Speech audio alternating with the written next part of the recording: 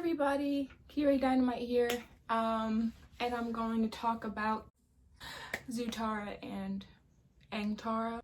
Or is it Kataang? That's just the name I like. But yeah, I'm gonna talk about them because I've been watching like a lot of videos on tropes. I've also been rewatching Avatar: The Last Airbender, and I've been watching it with my friend because she's never seen it before, and it's just such a joy to watch my friend watch something that I love so much, and she's enjoying it, which is really nice. I'm just like, I knew you would like this. Like, who doesn't love good writing? Who doesn't like character development? You know what I'm saying? Like, this Avatar: The Last Airbender is pure genius. There is a divide with Zutara and Kataang. And a lot of people are very like, no, Zutara, and a lot of people are like, no, Aang/Kataang, whatever. Me. I mean, I like both. This is a very unbiased video about the two ships. Okay, so I've noticed a lot of people say that Aang is like, it was the thing, of course, that would happen, you know, like very predictable. I can see how that would translate as Aang and Katara as the thing to do, but here's the thing, I don't think it is. I think it would have been more of a trope for Katara and Zuko, because even though both of them are tropes, there is one that happens more than the other. So the bad boy trope, the tortured soul, and Katara, who is optimistic and she loves to help people, i.e. her offering that very rare water to help maybe like restore his skin from his scar. I remember as a kid when I was watching that, I feel like at that moment I was like, and then I was like, okay, I pretend I do not see it because I've been liking Aang and Katara together for this long. I can't just jump ship, no pun intended. But I really think that it would have been more of the thing to do with Katara and Zuko, because here's the thing, we have Zuko who is this tortured soul because his father is clearly abusive, his mother left, the tea on that, amazing. Then we have Aang, who's very optimistic even in spite of like him waking up 100 years later and realizing, oh, my whole race is dead. Imagine waking up 100 years later and everyone you know and love is dead. The thing about Aang is that even though it is a nice guy trope, kind of, it's not super tropey because Aang isn't the nice guy who's like, I'm nice, why don't you like me, I'm a nice guy. Aang doesn't have to say that. He is genuinely a nice guy and a nice person. He loves helping people, and I think if you're gonna do the opposites attract, like Zutara, don't make it so blatantly obvious. I don't want you guys to be like in the comments like, you hate Zutara. I'm like, no, that's not true. Like, I love them. I'm talking about opposites attract trope. I love that trope, but I do think it is a breath of fresh air to see Aang, who is the nice guy, end up with the woman he loves. Like, that's beautiful to me. You know, I'm not looking in real life for an enemies to lovers trope. Like, no. I mean, if we don't like each other at first, you know, actually, no, let me just stop. So let me know down in the comments right now, even before this video is over, do you think one or the other is more tropey? When I'm rewatching with my friend, I'm like, both of them kind of fall into one another, into a trope. So if you like the bad boy trope, which I'm guessing you do because you like Zutara, I really hate the nice guys finish last trope. Like, miss me with that. Like, I'm over it.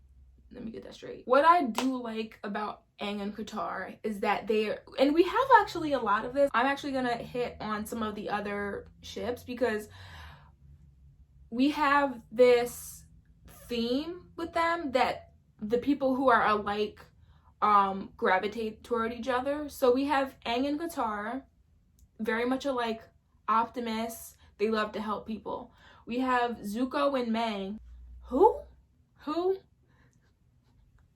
Honestly, like in these videos, I'm obviously more talkative because there's no one here. But if this room was full of people, I would be Mai, like to myself, not really trying to talk to anybody. So you know, I get Mai, like I get her, the attitude, but I'm just like those two people, Zuko and Mai, they were so much alike. That's one ship that I was just like, I wasn't here for it, but I also wasn't against it. Sokka and Yue, which, excuse me, I did not enjoy her. Oh, I do like you, Sokka, but I can't. Oh, but I like you, Sokka, but I won't. She really valued her culture, and go, girl, yes, you should, but stop hanging out with them then. And then we have Sokka and Suki, which, what even is their ship name? If you know what Sokka and Suki's ship name is in the comments, please let me know. I don't know. Alexa, stop. Anyway, so Sokka and Suki were alike too. They were warriors, okay? They love to fight. They love to learn combat. I'm finding that there is a correlation here with the relationships. Instead of opposites attract, it's alike. But yeah, like the people who are alike end up with each other. Sometimes you meet someone and you have a lot of the same values and interests, and you're like, hey, I like you, we're very much alike. And I think that's fine. We have Ty Lee, which like for a second they hinted at that she had a crush on Sokka, and I'm just like kind of interested. Nobody can replace Suki and Sokka. Like I love them together. I feel like Sokka would like kind of be really annoyed by Ty Lee. She is very much an optimist, so they also would have been a very opposites attract kind of thing. Now what I think would have been interesting is Zuko and Ty Lee. She's just this ball of energy, and that would have been really, really interesting. Like, Hey guys, future me talking, and I feel dumb because I forgot to talk about Katara. Did anyone notice how Katara had multiple love interests? She had her Rue, she had Aang, and a little bit of Zuko, and Jet. Jet was toxic, didn't like him. It was really weird how she like had insta love for him, and Haru was just like a kind of thing. So yeah. And then we have the ship that we are all wondering about, Azula and Lee, that guy she met at the party. So I'm gonna insert This comment reads, I've been a heavy Zutara shipper since the show ended, but at the same time, I can't see it as a long-term relationship. Katara would never be the Fire Queen and live in the Fire Nation. Kataang works long-term, but not in the moment since he was 12. I wish Zuko and Katara would have dated at least so they could experience it, then break up. I agree. I don't see Katara doing that. Katara wouldn't want to be in the chilling in the Fire Nation. Like I don't see it. They all ended up friends in the end. I also believe that is a wound that is very deep because the Fire Nation took her mother. I don't think that she would like be happy in that place with that constant reminder like, oh, this is the people who like killed my mom. This person wished that they would have at least showed them having interest towards each other a little bit. And I think the writers were kind of like messing with us. June, I'm pretty sure her name is June. Her creature could smell things. What's her name? Nala? I don't know. I can't remember. But she would smell things and find the person. And she was like, oh, no wonder your girlfriend left you. She's too pretty for you. Like, the writers would hint at things like this. And you're just like, why are you doing this?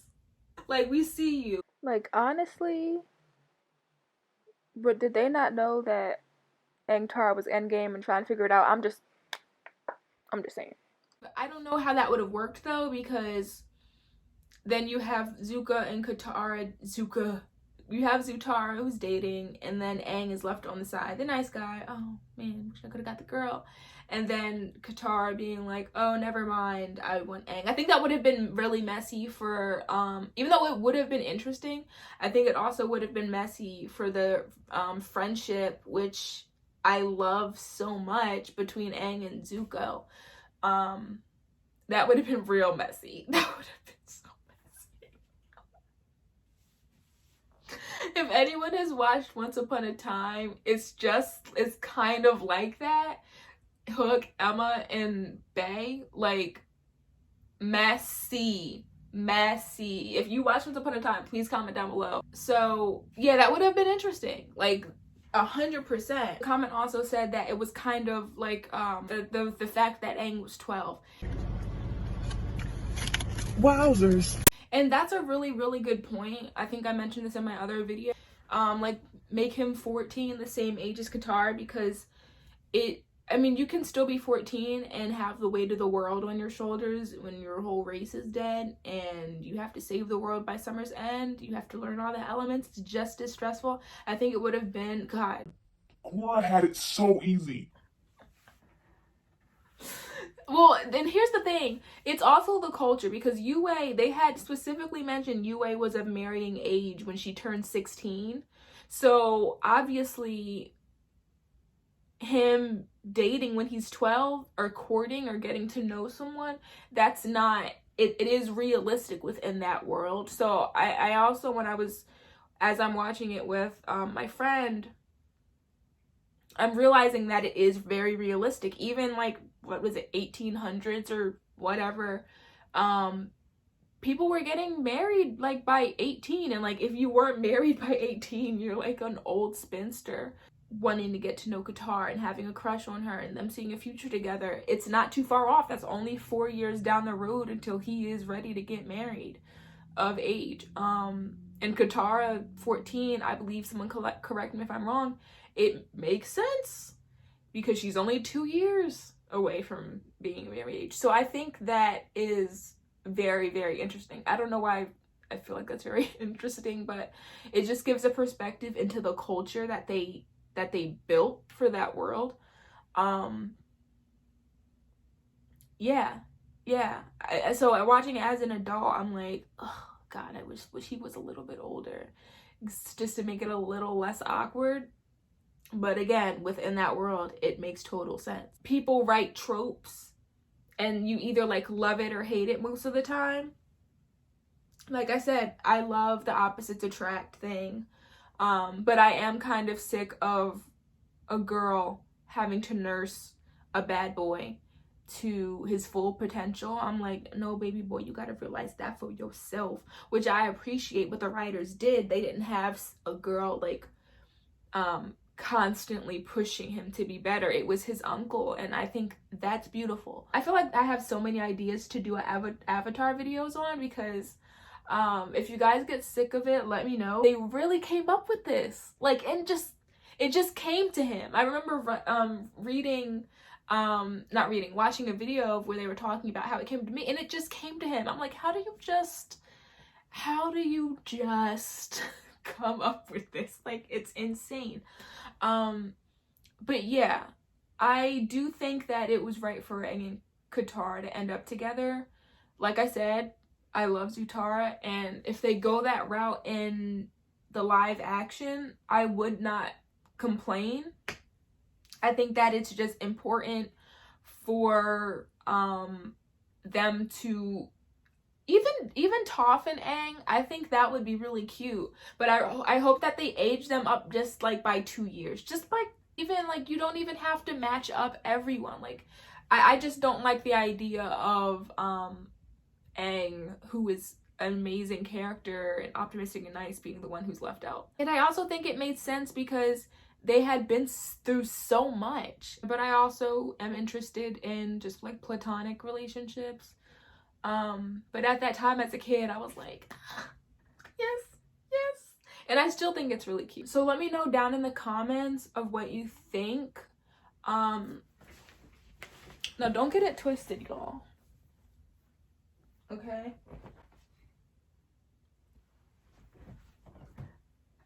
I haven't seen any rude comments. Please keep it that way. You're here. You might as well just linger on over. Give that little like. Linger on over. Give that little sub, you know. Why not? Why not? You're here. You're here. You might as well. Thank you guys for watching, and let me know what you want me to talk about. Like, if you want me to talk about anything in this universe, let me know what you guys want from me. That sounds so abrupt. What do you want from me? What do you want from me? No, seriously, tell me. And I'll try to the best of my abilities to deliver. Okay, bye.